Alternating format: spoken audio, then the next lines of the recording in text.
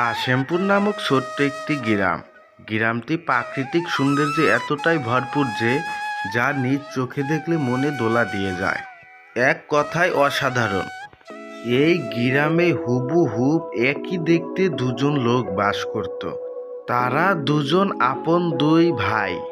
ছোটবেলা থেকে তারা দুজন একসাথে বড় হয়েছে। কালো টি শার্ট পরা লোকটিকে দেখতে পারছেন, তার নাম রহিম। সে ঢাকায় চাকরি করে। আর এই ছেলেটির নাম হলো করিম। সে গ্রামেই থাকে।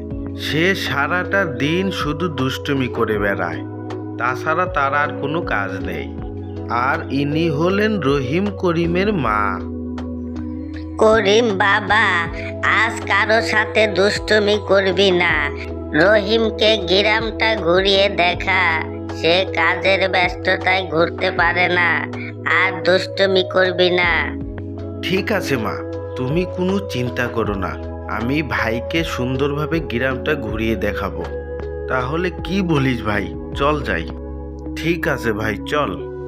আজকে মন ভরে গ্রামটা ঘুরে দেখব। কতদিন হলো দেখি না। তারা যমজ দুই ভাই কাশেমপুর গ্রামের সৌন্দর্য দেখার জন্য রওনা দিল।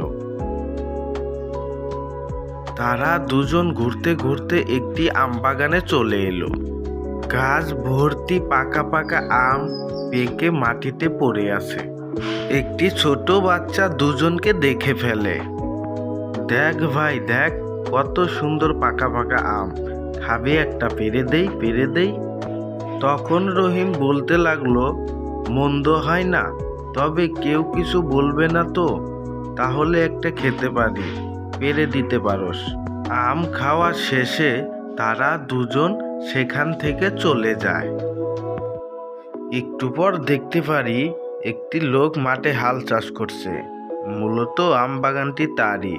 তখনই একটি ছেলে এসে সেই কথা খুলে বলে যমজ দুই ভাইয়ের।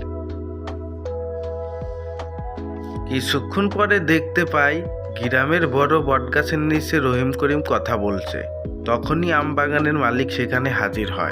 অতঃপর তো ভিডিওটি এই পর্যন্তই বন্ধুরা। পরবর্তী পার্ট দেখার জন্য অবশ্যই কমেন্টে বলে যান এবং অবশ্যই সাবস্ক্রাইব করতে ভুলবেন না। ধন্যবাদ সবাইকে।